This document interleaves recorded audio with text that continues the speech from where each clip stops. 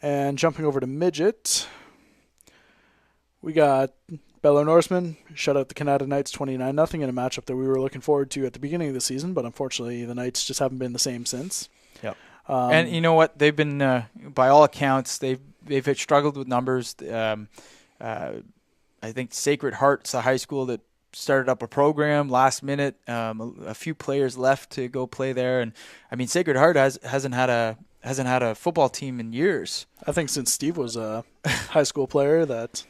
Yeah, that was the leather helmet days. I'm kind of shocked. I'm looking at the midget rankings here. Our inaugural broadcast, the Bengals and the Knights. I thought this Knights team, will anybody beat them? And I'm looking, they're in 6th with a down trend. Yeah, they've had injuries. They're Canada.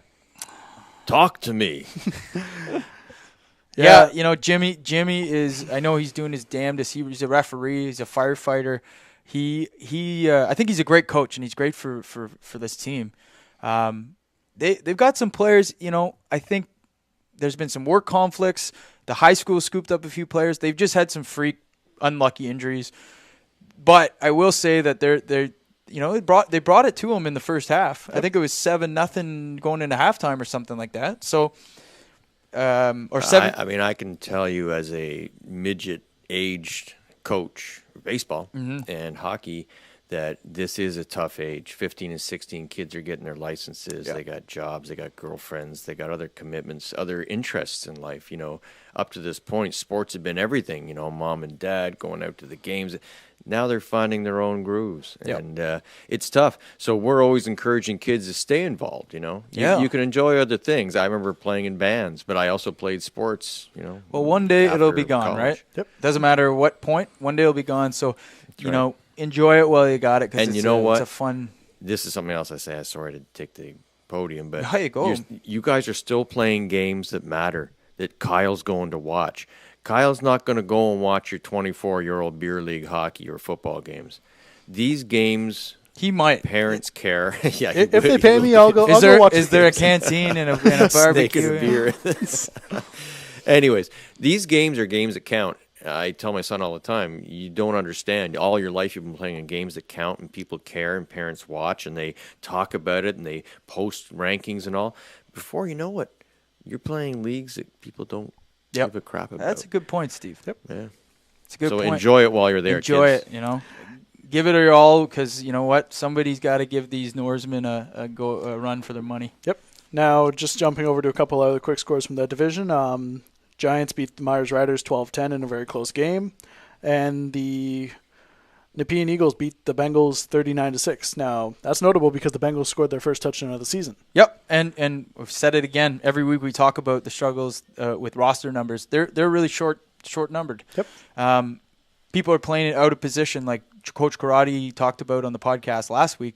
I think what's more important to focus on, as opposed to the lack of scoring on that team this season, is that they are still coming out and fighting. The guys that are there are putting up a performance, and they're fighting. These guys are tough cookies. So I want to focus on that personally. Yep.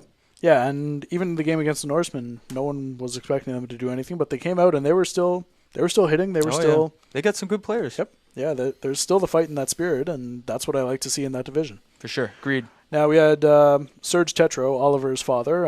He asked why Nepean is above the Myers Riders and why is Orleans ahead of Canada, despite both Myers and Canada winning the head-to-head matchups. And again, sure.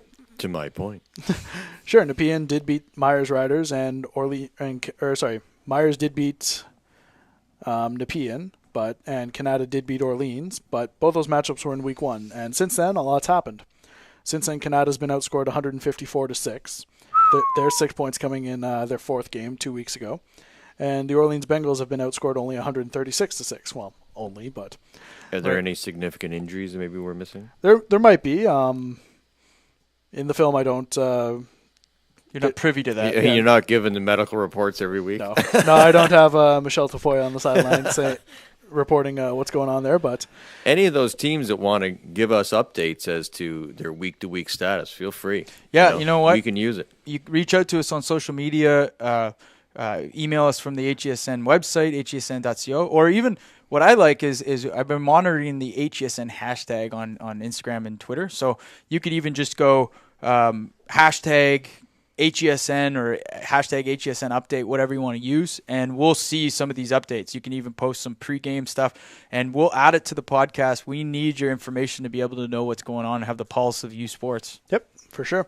So the reason Canada took a dive this week is Orleans has allowed fewer points, and they scored more recently, and that's why they got the bump up to 5th. So respect for you guys scoring your first touchdown, and hopefully it carries on to your next game, which we're going to be broadcasting live, the Midget Classic. That's right. So the Midget Showcase is on Thanksgiving Monday, and typically this is a great event. Lin Vao has been really instrumental in developing this and keeping this tradition going. And this year we're going to have 3 matchups. They look to be a little bit more predictable. I hope not, but HESN Live is going to be there with the broadcast team for all 3 games. I believe it starts at Quinns Point, 9 a.m. So if it's a little too early for you to go out, get a Timmy's coffee and watch that game live, I'm hoping for good weather. Yep. Please, the football gods, shine down on us. And you can watch those games live on the HESN YouTube channel. Yep. So that's going to be a packed day of football. Like Jesse said, we got 3 games going on, all 6 midget teams in action. We got the Riders versus Bengals. They're doing a rematch of their Week 4 matchup where the Riders won 23-0. Giants are playing the Knights in their first matchup of the season, and the Norsemen are playing the Eagles. So Eagles are the next team to step up and challenge the undefeated 2-time champs, Bel Air Norsemen. And the Norseman defense has been lights out all season. Bel Air's outscored their opponents 156-11. So let's see if that Eagles defense can crack through and hopefully put up some more points. I hope for it. Yep. Need a good game here. Yep.